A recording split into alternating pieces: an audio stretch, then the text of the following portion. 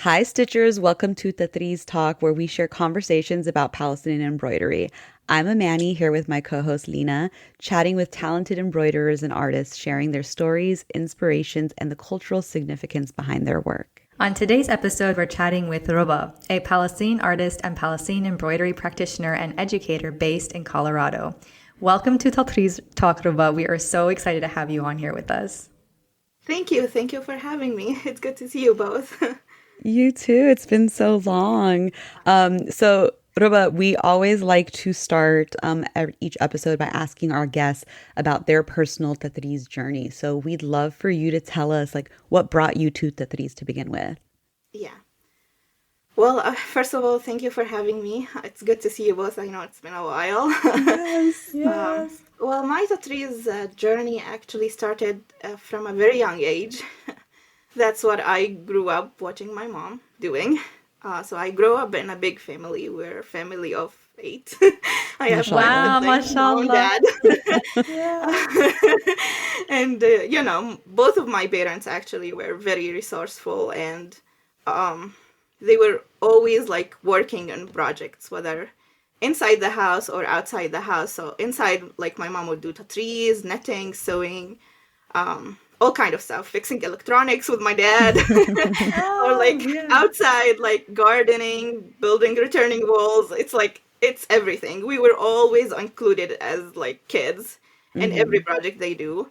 And my mom is actually a math teacher, but that's in her spare time, she would always do Tatreez or knitting or work on some sort of project. But Tatreez was a main thing in our house because she learned it from her mom.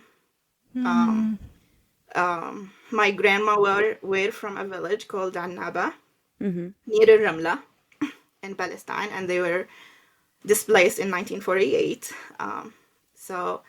My grandmother kind of taught my mom and my aunts Tatreez very early on, and my mom would do that in her spare time. She would be working on project for our home, pillows, things to decorate the house with. So that's what I grew up watching my mom do. So I probably started at 6 or 7. And it wasn't something big. It wasn't me 6 years old, me sitting on a big piece of fabric working on a project. It was most of sitting next to my mom and just watching her what she's doing, and sometimes would ask her to try it out, and she would just instruct me to do the stitches. So it was very natural and gradual over the years. And sometimes my mom would also give us the scraps of fabric from leftover projects that she had to practice on. So we would do my sister and I would do these little keychains, things that we would use for school, pencil cases, and my mom would finish them up for us. So it was over the year. It wasn't one moment I learned this and that's it. It was over the years, these little things here and there. And over the years, my projects got bigger and my skills kind of improved slowly. And it wasn't also continuous because I was in school. So sometimes when you are in school, you have homework and you have other things. So it was mostly when I have the time to do something or when I have an idea that I want to do. Yeah. So that's when I started. And then it continued like this until after I graduated, and then I married.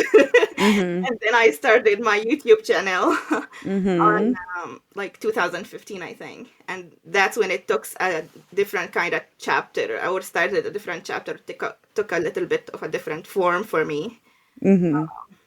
But that's how I kind of came to Tatreez.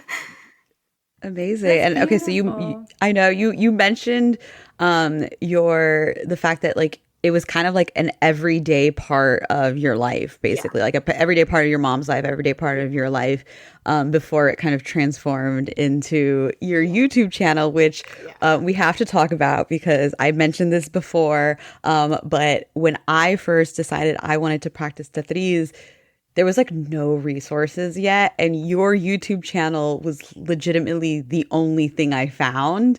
And I actually taught myself through your YouTube videos, and I know I'm not the only one. I think there's quite a few people. So first of all, thank you for creating those videos when you did, because they are still to this day, like I will still reference those videos to people because they're so easy to follow along. But can you just share a little bit, like what made you, you said like Tatreez was a part of like kind of your everyday life until you really decided to create this YouTube channel and this content. So what was the inspiration like behind creating this channel? What inspired you to start? Yeah. Well, first of all, I'm so happy and honored that I was a small part of your journey. Definitely. Incredible journey. Thank you. But the idea of the YouTube channel also came over the years for me. So over the years, I would experiment with many things. I experimented with colors, like style. I tried like traditional Palestinian kind of motifs, and I went also like with the drawing and Western kind of Hmm. cross stitching. Yeah. And over the year, I would like do little projects and post them on blogs. I used Hmm. to do blogs. Oh yeah, I remember blogs. And over the year, I would always get, whenever I post something that is like Tatreez related, I would always get questions about it. Um, so every year, I would just respond like in messages in private, like, this is how you do it, this is how you can do this and that. But then in 2015, I had already moved to the US. So I grew up in Palestine. I didn't grow Hmm. up here. I moved to the US when I got married. Hmm. So when I moved to the US, I just didn't work in the field that I studied, which is computer science. But so I was always working on these projects whenever I'm free at home, and I would post them on social media like Facebook, Instagram at that time. And that's when I decided I would still always get also questions like, how do you do this? And sometimes Hmm. there are things that are easy to explain in writing, but it's very hard. Like there are things that Yeah. it's harder to just, you can say the word, but it doesn't click for someone. Yeah. So that's when I decided, okay, I can make small videos to explain or show the process of what I'm doing. And that's where the channel idea came from. But when I started my channel, I didn't have like a particular vision, sort of Hmm. say, of as of what I want to do. It was like generally art project, whatever I'm working on, whether it's sewing or Tatreez or drawing or any art project that I'm working on. Because I'm also like, I like to like experiment with many things. I'm the same way. I love that. Yeah. So that's how it started. But when I started doing these videos, I would constantly like just keep getting questions. Can you teach us Tatreez? Can you show us how we do this? I would get these messages like, I've never got the chance to learn from my grandmother. My mom doesn't know how to do this. Hmm. So I started thinking, okay, maybe I should, like, instead of doing this project where I'm stitching something for someone who doesn't know how to stitch to begin with, maybe let me just do this little kind of course Hmm. that teaches you how to do the stitching. And when I thought about doing that, I actually, like, there were multiple ideas about how I'm gonna approach this and how to do it, and whether I want to do it for free, paid, whether this should be like very detailed or something like, very basic, and like keep basic in mind all the time because it's easy like to overwhelm yourself if you're gonna enter in so much aspects of Yeah. it. So when I sat down with myself, I decided I'm gonna have it for free because I want it to be accessible for everyone, whether you have money or not. Yeah. Also, I want it to be for someone who like whether you are social or not. Like if you are someone who don't feel comfortable just sitting with a group of people and learning, it's okay. You can watch the video and in your room and follow Yeah, up, yeah, you know. Yeah. And I want it to be exactly. accessible for people who are not necessarily who didn't necessarily grow up in Palestine as Mm-hmm. well, because those were the people who had experienced more Yeah. of not being able to have that contact with their grandparents, or their mom maybe grew up in a different country and didn't get much exposure to Yep. these things. So first thing I thought about is to be accessible and free. The second thing I thought about is I wanted to keep it as basic as possible. And I did that with every video I made. Mm-hmm. Like, okay, for someone who is a beginner who just heard about Palestinian embroidery, know nothing about anything else, no history, no stitching, nothing, how Mm-hmm. can they start? So I sat down and I thought, okay, they need to learn the basic stitch, which is the most used one, which is the cross stitch. Mm-hmm. They need to know a little bit about a fabric they can use. The easiest one for beginner is Aida fabric. You can use many fabrics as you want, Yeah. but this is the basic one if you want to start, the easiest one to learn on if you want to start. Yeah. And same with the thread. Like I followed that same mentality with every video I made. And the idea was if they learn this basic, I put them on the first step and the rest is up to you. you know, Yeah, your journey after that will be uniquely yours. You're not a copy of my style or my learning yeah, or any of that. Your journey would be really entirely you. And where you want to take these skills, it's also entirely up to you. You can just learn these, do a project or two and be done. Or you can just follow a path to master all these skills and learn and dig up all the history and learn all the other stitches. So that was the idea kind of behind the course. I wanted actually also to do a few more videos for that Mm-hmm. course that talk about a few other stitches that were used, but I think my journey also on YouTube was on and off. Yeah. but, It's but hard. for personal reasons.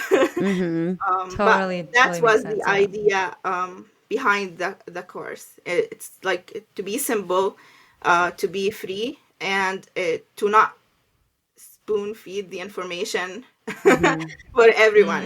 I Yeah. wanted people to just get that little spark to be in like just enough to to think about what they want to do next.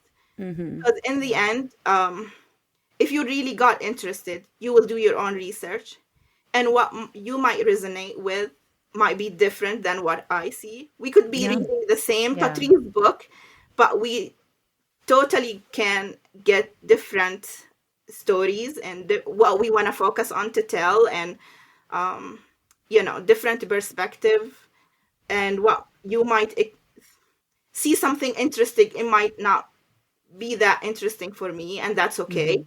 I think that's the beauty of Tatreez, is that to tell all the story. There wasn't a one person story, it wasn't a one village story. It was coming from different places, and I didn't want to lose that by just giving everything out. In the Mm-hmm. end, yeah, even if I give everything out, it's gonna be my own journey and my own village. you Yeah. know, yeah, it's not gonna be for everyone. So that's what I yeah, try to, as much as possible. Sometimes when you are super excited about something, you can easily just talk and talk and talk and not edit yourself. I do that all the So time. I try as much as possible to just keep that whenever I'm doing a video, just edit myself constantly and just keep them very basic. And it was like, yeah, I did many things on my YouTube channel actually, but this particular series, it was the Yeah. most needed one, I feel like. It was. I It get definitely was. always, to this day, I probably didn't post any YouTube videos for years now, but to this day I would still get messages Like I saw your videos and I I tried like following up, and now I'm doing projects for my home, and I'm so thankful for your videos, and like these kind of messages just warms my heart, and it's what kept me actually Yes. going Definitely. with my videos for a while, because I wasn't making any money from YouTube. Mm-hmm. And Yeah. most of Yeah. the like money that I made from my business was from my own handmade work. Mm-hmm. But when you get those messages, it just kind of keeps you going, because you feel like, okay, I'm doing something here. Mm-hmm. I'm helping someone. And it was like really great. And it's like That's beautiful. sometimes surprise you the amount of like things that you did not expect to come out of this. Mm-hmm. Like from places that you never like thought that your videos would reach, or like Yeah. experiences and stories that people would share with you over the years, from like single moms who started doing this and now she's actually opening her business, Oh. to Oh, wow. yeah, it was like really really something. Like I when I started making this, I've never thought it would go that far. Yeah. Like because I grew up, it's different for every person, but I grew up surrounded by these things. So Mm-hmm. to me it was like that's the obvious thing to do. Mm-hmm. And like Yeah. that's Yeah. it's everywhere. Like I didn't think that people wouldn't know. Like if Yeah. you're coming from a village who used to practice this, I didn't think that you wouldn't learn from Yeah. your grandmother or like mom, because it wasn't my experience necessarily. Mm-hmm. I received messages over the year of people asking me about the business aspect, like uh, because also like women, you sometimes there are women who would sell their handmade stuff to other people, like they would just stitch the things and then they would sell Mm-hmm. it to someone who would actually put it in a store and sell it. Mm-hmm. And a lot of the time, these women are used. So I Yeah. would get Yeah. also a lot of questions: how to price my work? Mm-hmm. Can I do this on my Oh, own? yeah. Yeah. Can I do this on my own? Or I saw your videos and what you're doing on Instagram, and now I'm encouraged to put my work on Facebook and have a page and like advertise for myself. I don't need that third person. Yeah. Mm-hmm. So like there are so many things that came out of this that I Yeah. never thought about it myself. That's so cool. Yeah. That's beautiful. Yeah. That's so beautiful. Wait, so Roba, okay, you talk about how you offer kind of a sneak peek and then it's kind of up to the person to take it where they want. And Amani is like our perfect example of doing just that because she Yeah, has and her it took me own so very far. unique style. I'm Yeah, still it's amazing. It's doing incredible. it. So I'm really curious, like, what is your unique Tatreez style? Yeah. I'm really curious about how do you think about designs? What are the things that speak to you? Are you more of a geometric type of motif versus floral motif? What are the types of things that you think about when you're designing? Design ideas and designing are very hard question to ask. I feel like it's very easy to ask, but it's very hard to answer. I It's like know. where ideas come from. But I guess it's different for everyone, and it's different for every project. For me, I feel like over the year I dabbed into so many things. I tried like different playing with different colors. I tried playing with different arrangement, different motifs. I tried drawings and traditional. So I feel like in the end, right now, I feel I am at a point where I just have a unique kind of coloring, and I like to mix a little bit of drawing with traditional designs. That's how like my style feels at this moment. Yeah. Probably if you call me in a year or so, you will find something new. But for now, that's where I am at. And it also came like slowly to me. When I was younger, I struggled with colors a lot. I didn't know what to mix, and I grew up like my mom would use very traditional colors, which what she's used to, like red, black, and sometimes browns. And I have an older sister, and she is amazing. She can whip up any two colors together and have, a great combination. I wasn't like either. I was like still experimenting. I remember, I will tell you this story. When I was in a school, um, we had an art class, and the teacher asked us to do like this little project. She said, choose any project you want, but we have a couple of classes and we're gonna work on this project slowly. So I choose to work on a Tatreez piece. So I asked my mom for help. I ended up picking a design for like flower arrangement. And I picked up black fabric, chose my threads, and started like working on it. Each class I would do a little bit of stitching. But when I finished the piece, I felt like the colors together were not adding up. That's how I felt. So I went to my mom, and moms are always honest. My mom, she would always be encouraging, but she would tell you honestly what she thinks. So I went to my mom and I said, this is the finished piece. I'm going to be graded on this piece. So what do you think? And she said, it's nice. You did a good job on stitching, but I feel like it's a معجقة بالعربي, which means like it has so many colors.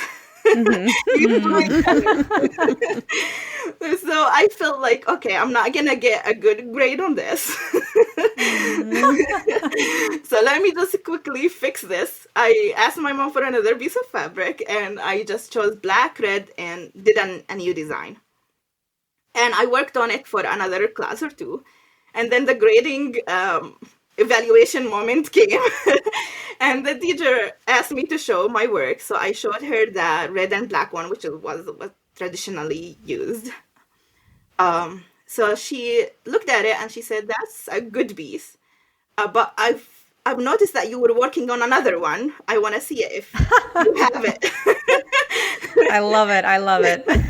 So I was like, okay, I still have it. I took it with me. So I showed her the other one, and she said, then why didn't you show me this piece? And I was like, well, I stitched this when we were finished. I wasn't sure about the color. I asked my mom, and she also confirmed what I was feeling. And the teacher went like this. She was like, okay, I will give you 9 out of 10 on the red and black one, but I will give you 10 out of 10 on that colorful one. I love this teacher. Yes. I love this teacher. I was like, really? Like, you like it? You like that one? And she's like, yes, this is more traditional. Everybody does that. But not everybody does that. But not everybody can do this. Like, you did this. This is you right now. Yes. So that was a big lesson for me that stayed with me for a while. It taught me two things: that different people have different taste. Yes, 100%. And it's okay to experiment. Yes. And that was probably, I was like 5th or 6th grade at that time. And ever since that incident, I would never like do something that I not convinced of doing, but I've also would get out of my comfort zone and try different colors and would mix different styles. And I would also like step out of the traditional, like I grew up in like, Palestinian motifs, and you would do that traditionally for thobe and for like even like things for the house. But I also stepped out of this, and I would do like more for drawings. Yeah. So like cross stitching.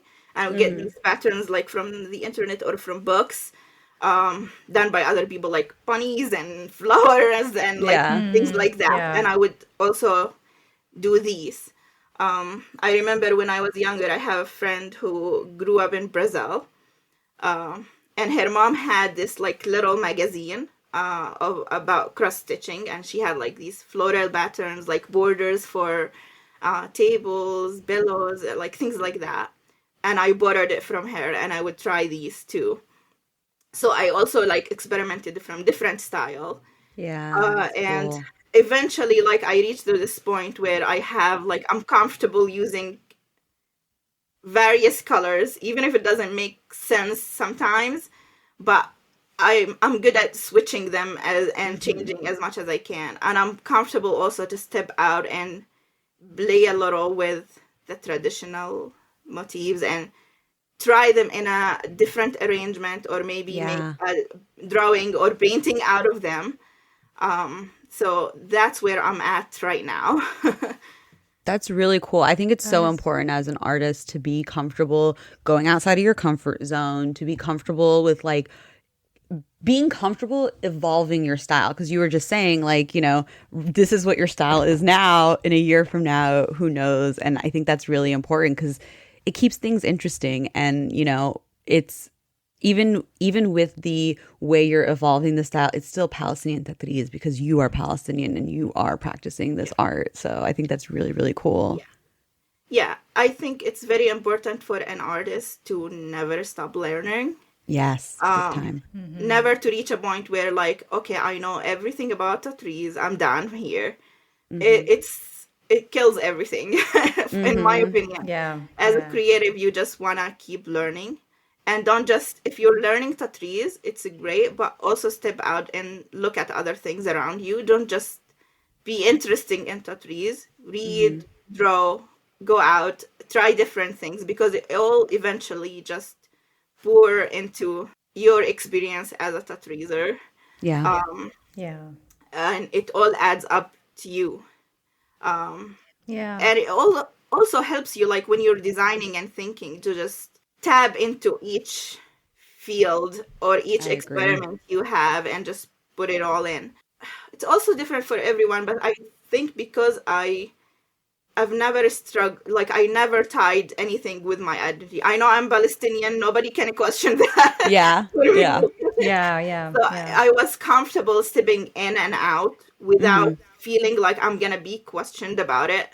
You know, but maybe some people would feel differently about it or not as comfortable, but I would tell them, if you are a Palestinian, you are a Palestinian. Nobody can take that away from you. Yes. Step out and in as much as you want. Don't feel like otherwise. So I feel like this is very important. Don't ever think that, okay, I learned everything, I'm stopping now, or I am this guru of yes, agreed.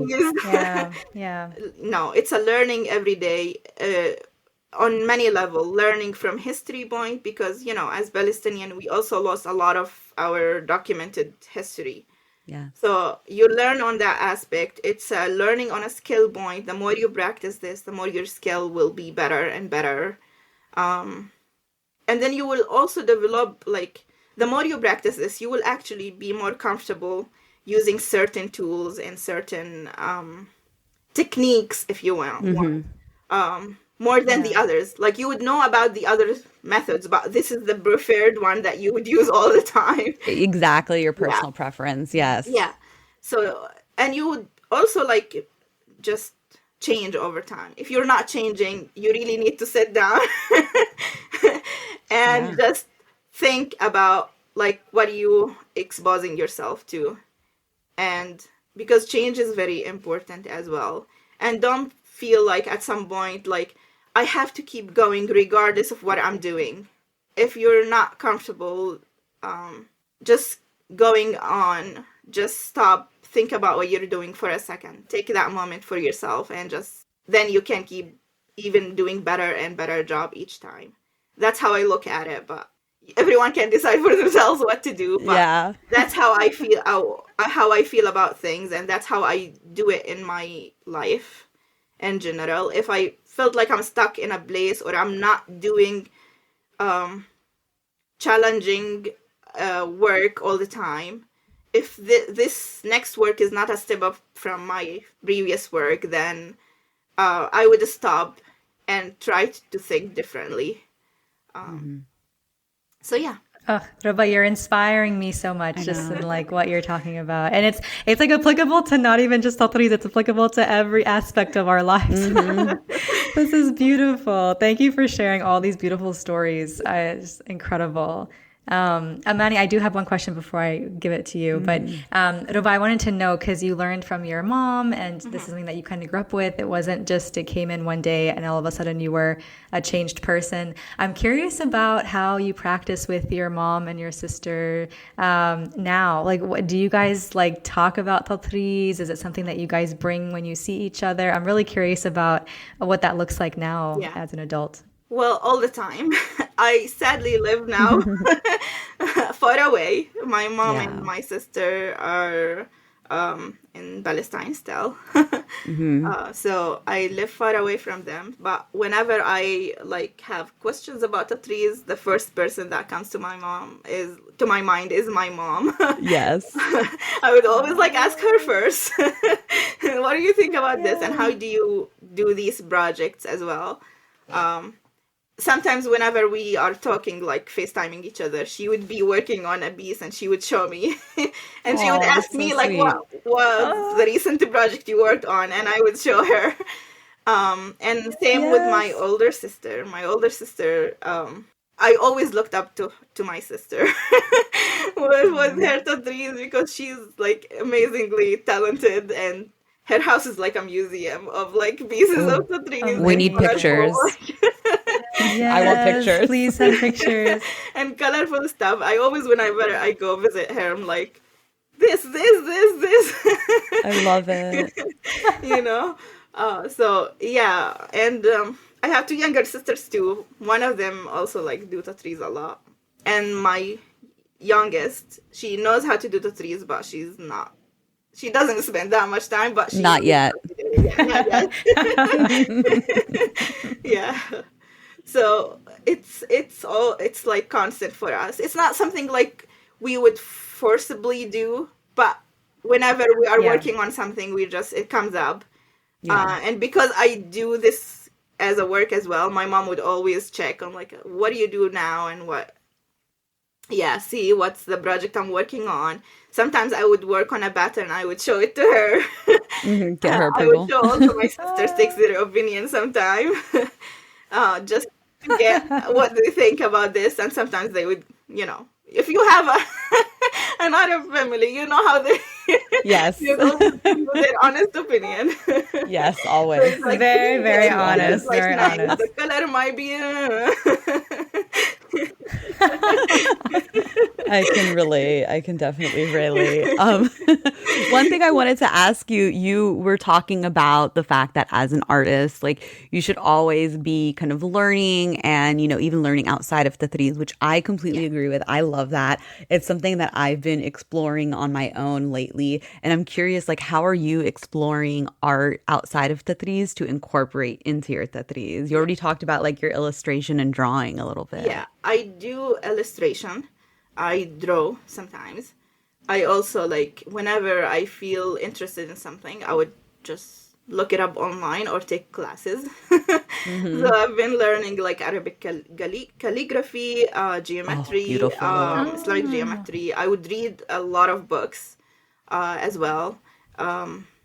I do already know knitting, crochet, sewing. Uh, I do also like I said, illustration. I paint sometimes, and I do like not kind of like realistic ones, but mostly like cartoonish style. Cool. Yeah.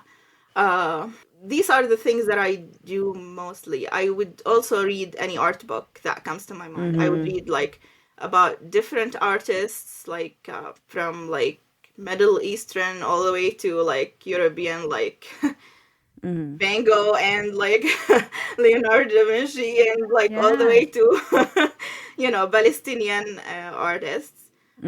Sometimes I feel like it's a little harder to learn about Middle Eastern artists because there's like Yeah. not many resources. Yeah. But I try as much as I can. I've been reading recently a Palestinian art book about Palestinian artists and the history of Palestinian art by Kamal Bulata. It's a very great book if you wanna look it up. Oh, okay. Send us the title. We'll include it in Yeah, the show it's notes so that it's people called can Palestinian see the art book. by Yeah. Kamal Bulata. But I will send you a Okay. picture and I'll send you the link for it and like the Please. title. Yeah. That's the I'm not done Perfect. with it Yeah. yet, but that's the one that I'm currently reading. So I try to read a lot about like various art from different areas as well, and sometimes I'm also interested about like artist life in a sense. Like I want to know where is he coming Yeah. from, what like if there's any Yeah. resources about that, I would read their story and like know where they are coming from. I would also like go to the library, dig up like books about weaving, quilting, anything that I can find. Yeah. Like I don't generally like limit myself. I just get something, try it on if I can. And I do that for a while, and sometimes I would just stop, go back to it, and so on. So that's what I like to try different art styles. In my home, like my mom would do sewing and crochet and netting when I was younger, and I learned the basics for these from her actually. But now I sometimes look up like few projects and I would follow along and just do these. Something that I wanted to learn but I didn't learn was my grandmother would do this basketry thing. Oh, basket weaving. Yeah. Oh, And yeah. she was good at doing these, but I've never learned from her. I watched her do it, so I have an idea about it, but I've never done one myself. And I always regretted not asking. I was Yeah. young at the time and I didn't have I wasn't that interested in it Yeah. at that time. So I've always regretted not asking her enough questions about it. But yeah. I bet you could learn, you could probably, in Colorado there, I feel like there's so many Native American indigenous communities, like they teach basket weaving. We're working on going to having a basket weaving class, but Yeah. that would be really, really cool to learn. I did a couple weaving classes a few months back and like I loved it because there was something about it that was very, I think it's just the hand motions that was very reminiscent of Tatreez. We previously talked with Wafat from Tatreez and Tea, and like I'm mentioning this again because it really resonated with me, but talking about the ancestral muscle memory that you have when you Tatreez, like, your mother, your grandmother, your great grandmother, they all probably Tatreez, and like that lives in you. And there's something about the weaving, which is also a part of Palestinian culture, that is very just, it just feels natural. I'm still trying to figure out I don't know weaving well enough, but I want to figure out how to incorporate weaving into Tatreez and vice versa, because it is it's very familiar. So you should definitely look at a basket weaving class in Colorado. Yeah.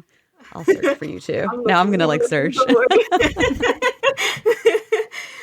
I really I enjoy learning, honestly, even if I'm not doing anything with it. Like I just want to learn. I love to just try different things. It drives me crazy to to be in the same place. Yeah. So I like to learn a lot of things. But it's really interesting because we see that influence in your Tatreez designs too. Like I remember looking at some of your previous Tatreez designs and they have calligraphy incorporated in it. I don't know if you've done anything with like tile work, but you had a really beautiful piece that was imitating tiles in Bethlehem. So it comes out very it comes out very clearly sometimes from these other art things. Okay, so quick question, a selfish question I wanted to ask. You typically will put out a really cool, fun, and free Ramadan design. Are you planning to do one again this year? Because Ramadan is coming up. Now. Yeah. Yeah. I will do that one too. I love it. Yeah. I enjoy doing it. Amazing. They're so beautiful. So good. I love them. Me and the people. I love doing that. So yeah, there will be a new one. I've been working actually for amazing. I have an event coming up, the Artathon. Yes. Oh yes, I've seen this. So I've been the past few days I've been working on a pattern. for that. Very cool. It's a big one. This one, I'm so excited about it. I Ooh. want to see how people Yay! think about it. I'll show you So after. excited. I want Yes, your opinion. please. Please do. Yeah, but yeah, it really is. I think it's important just to try new things, even if it's not just art related. Just go out and do a walk. Yeah. Yeah. Yeah, Or exactly. go It's to as a simple as that. museum and just Exactly. explore Mm-hmm. around. That's how it, like, people often ask where do you get ideas from? And I Mm-hmm. really struggle answering this question because I don't know where ideas come from. I just Yeah. happen. They That's just how it come. feels to me. Like, Yeah. I expose myself to many things and then eventually I make those like links. Hmm. And it depends, it Yeah. varies, depends on the project, I guess. There are projects where like I start from the colors, like I want this, like I had a clear color vision, and then I do the arrangement for, and then there are a project where I have the Mm-hmm. idea, and I just want to do it. And then there's projects like where I have to do a little bit of research about, like, I have certain ideas but I want to take it a little further, so I do Hmm. like dig up various things and do my little research, and then I kind of get the idea together. And there are sometimes projects that I have to do sketch first and then scan it and then turn it into like the pattern. And there are ideas where just motifs. And when you work with Palestinian traditional motifs for a long time, you actually start seeing these Yes. things, and these, like, you see something and you're like, that would work with this. Hmm. Yes, You know, yes. So true. like, you don't have to even open a book. You don't have to look at these like traditional like pattern. You Yes. just know the minute you see that Hmm. thing, it's like, I can do this with that motif, and it will be great. So it depends Yes. on each project. Sometimes it's just like you start with the idea or color or the design or just a feeling. Like, I'm feeling this, I want to just translate it on into something. Hmm. Um, and Mm-hmm. there are times where I just like have this idea, but I feel like it's not complete, so I keep like a journal. I have a book of ideas. Same. I Yeah. I have the have book same of way. ideas Yes. because also, like, I Yes. sometimes get overwhelmed like with the amount of things that I want to do, but I don't have that much time. A Very 100% relatable. can Very understand. Oh, relatable. very So I just relatable. leave it until the moment comes, the right moment comes, and I just like write it down. And sometimes also when you write ideas, when you come back to it, like there's like added elements to it later. So if you feel like Yes. if I feel like this idea is not ready now, I just write it down. I look at it multiple times. I also try to sometimes write my thoughts, um, because then that also can sometimes translate into like um, art pieces or like Hmm. projects that I want to do, like in terms of crafts or art. So I do that too. So that's generally like how I approach kind of ideas. Hmm. The designing aspects or the techniques out of it is just like, then it becomes like just techniques. Once you Hmm. have the idea, I guess, it's just the rest of it, it becomes technicality on how you do it on whatever software, traditional by hand or whatever Hmm. method you want to use. There are people who just use a graph paper and a pencil Yeah. and just do their ideas, and Mm-hmm. there are people who use various softwares. um, so it also like depends on what you want to use and what you want to use it for. Yeah. I'm very much like you where like I kind of use both where I have my own little like Tatreez journal, if you will, where I'll Yeah. like sketch out ideas and even like sketch out color palette ideas, like write out color palette ideas, all these things. And then when I'm ready to like do my big design, that's when I sit in front of the computer. But I love that because it's like you were saying, it's like even just going outside and walking. Like I feel like that's how traditionally like women used to stitch their lives essentially. Yeah. So like what was around them, what was in their village, what they did. So I think it's almost like a modern way of doing this traditional Yeah. practice. Yeah, I get that question a lot. What inspires you? I was Yeah, like, it doesn't have to be a complicated thing. Sometimes I'm exactly. It could be the Mm-hmm. bowl of salad in front of you, the color of the Yeah. bowl of salad. And sometimes Yeah, it's just yeah, like yeah. you feeling down or grumpy or happy, or Mm-hmm. just walking out on a nature and seeing like a nature scene. Or it just doesn't like, it's not that complicated. It just can be Yeah. anything really. It's just you have to be open to it, I guess, and Mm-hmm. just think about it. Just like Mm-hmm. you don't even like have to like force it, or like if you feel stuck, then just go out. Yeah. You- it will change Yes. your mindset. Yeah, Yeah, I don't try yeah. to force it. And I love that. And And I love that tip about writing down your ideas Mm-hmm. because, like, I will sometimes have an idea, write it down, and I like there's something there, and I just can't quite like form it in my mind. But then, really, like a month later, 3 months later, I go back to that note, or I Yes. something like triggers, like, oh, that needs to be with that project, and it actually it's so crazy how that works, like, because you have it written down, you can yeah, reference it. That's yeah. a really good tip as I well. think the second thing I would say, if you really feel stuck, then work on a project that is not yours. Do some other Oh. people's Mm, project. A mindless interesting. Yeah. thing. Just keep stitching. Mm-hmm. Yeah, like sometimes I Yeah, would yeah, feel like like get a kit, for creatively example. stuck and nothing is helping. So we just like pick up someone else's pattern or work and just Yeah. stitch it, you know? Yes, I yes. like Um, that. and the more you stitch, also it really helps you, like in different ways. When I grew up as well, there was a period of time where the they would get like these printed pictures on like a Ada fabric, Yes, I know what you're talking and about. yeah, they were very popular at the time. But what I thought is very great about them is that you don't have to think while you're stitching. So Mm-hmm. it Yep. actually really works your skill up because the drawing is right there in front of you. All you have to do is just do the fill up, and it really, first of all, it's relaxing. You just like Yeah. you don't have to think. Yes. You don't have to count or just you just stitching. So it works really your speed um, up, and it makes you more comfortable doing the stitches and the tension and all that. But that's also another thing that I would do if I feel stuck. Just stop my work and just do another project that I feel like I want to do, like someone else's drawing. Maybe Mm-hmm. a character like I don't know, like a cartoonish character that I'm interested in turning into Tatreez. Like I would do as a Mm-hmm. project that has nothing to do with the original like work that I'm doing. Yeah.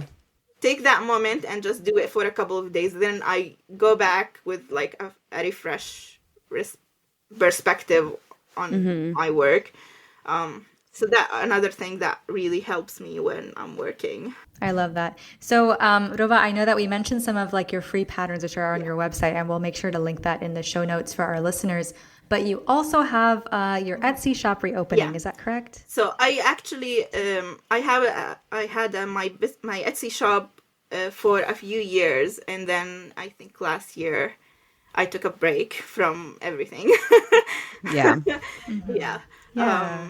I think I did that because I felt I wasn't in like I was in a place where I'm personally tired. Yeah. And like my Yeah. Yeah. Yeah. health Yeah. needed For like just a sure. break from everything. So I've been Mm-hmm. dealing with a lot of things on my personal life, and I think not many people know this, but a few months after I started my business, my older daughter was diagnosed with cancer. Oh, I'm um, sorry. so Oh, she's fine, alhamdulillah. We're Alhamdulillah. Alhamdulillah. finished. And alhamdulillah, alhamdulillah, alhamdulillah. everything is good. It's great. Um, I've never wanted to talk about this before. It was Mm-hmm. for two reasons. First, it was hard to talk about, but Yeah. second, I didn't want my work to be overshadowed by my struggle. Mm-hmm. Per se, Mm-hmm. I just wanted to Mm-hmm. keep it private. Yeah. But there was a period of time where I was, running between like chemo sessions and hospital staying Yeah. and all that. And then I was Yeah. also running my business because I didn't want to close it at the time. And then I was also like homeschooling because Mm. sending her to school was also a little bit risky because she would get sick and then I would Yeah. have to spend like all the time Yeah. in the hospital, or she's physically not able to. So we took the decision Yeah, to of homeschool as course. well. So I was like running between all these things, and for a while, I just kept doing all of it. But after doing it for a long time, I think all the just stress started to physically Yeah. transform. Of course, of But course. so I decided just I needed that break.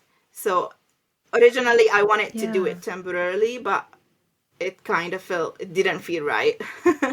So Mm-hmm. I closed my shop. I Yeah. closed I'm not posting on like YouTube. I took a break from Instagram as well. Um, but now that I am on like the other end of everything, alhamdulillah. Alhamdulillah, So alhamdulillah. yeah, so I'm retrying now to reopen my Etsy shop. I think I wanna also like reopen it under a new name. Mm-hmm. Oh, Yeah, okay. Okay. yeah. So I'm kind of rebranding. I'm gonna Love. call it Layanora Cool. Studio. So I Yeah. have like a new vision for a whole thing. Love it. Yeah. Beautiful. Do you have a launch date? Do you have a My launch shop is date set gonna in mind go, yet? I think, in a few days. I'm Oh, gonna be okay. So by the posting, yeah, time so this, very Oh, soon. okay. Oh, okay. Um, but Yes. I'm also like trying to transfer my website as well from the current location to a new one. So I've been trying to just figure out all of that. But yeah. my shop will be open hopefully February 1.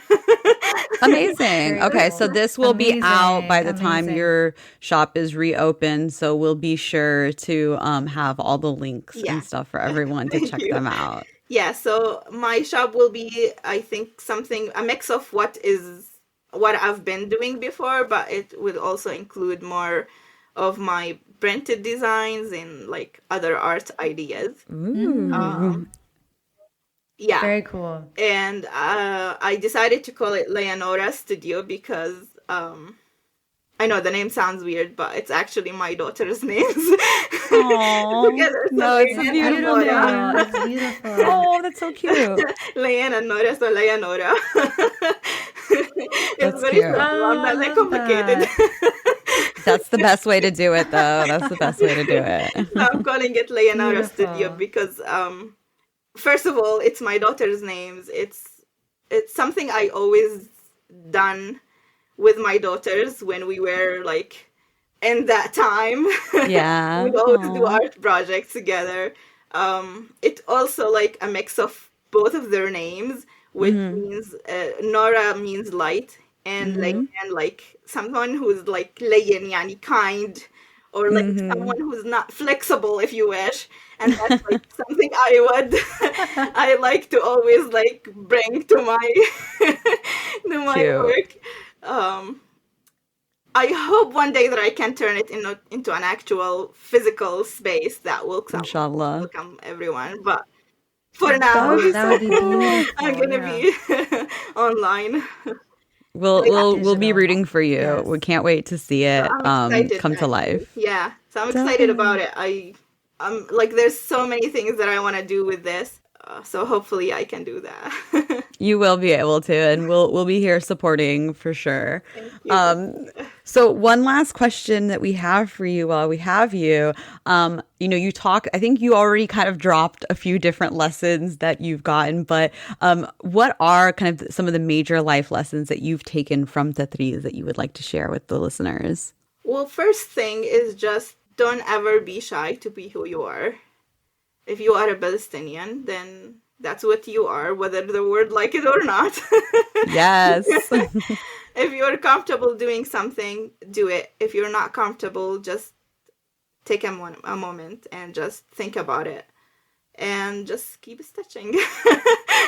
Yay. Just keep It does stitching. make a difference. It Love creates it. it's relaxing. It creates a community for you. It's great. Hmm.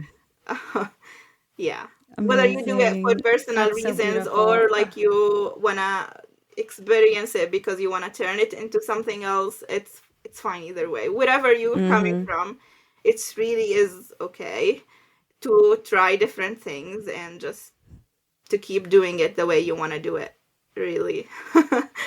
Oh, thank you There's so no much right for or Oh, wrong sharing. Roba, you're about you're it. so yes.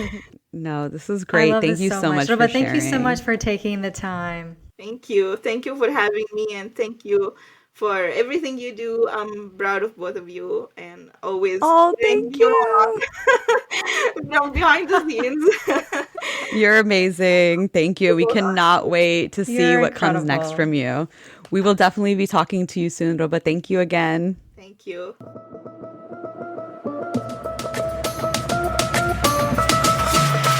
Oh, it was so great to catch up with Roba again. I feel like it's been forever, but it was really good to chat and hear what she has in the works. She gave us a little sneak peek of the pattern she's working on and some of the stuff for her shop. And we are very excited. And I have my credit card ready.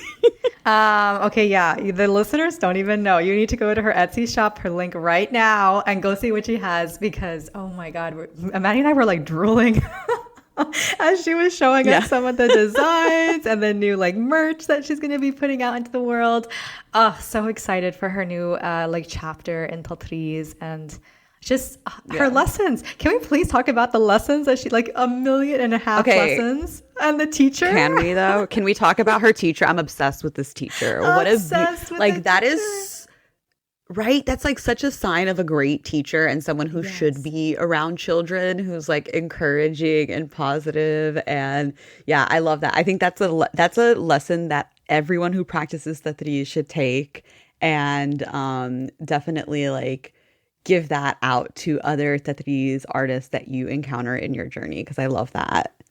Beautiful, honestly. So, like, yeah, we always ask that question. And I remember thinking, oh my God, she's just literally answering this over and over and over and over again. Like, so I many know. beautiful major lessons that come from Tatreez. Like, how Yeah. remarkable that is.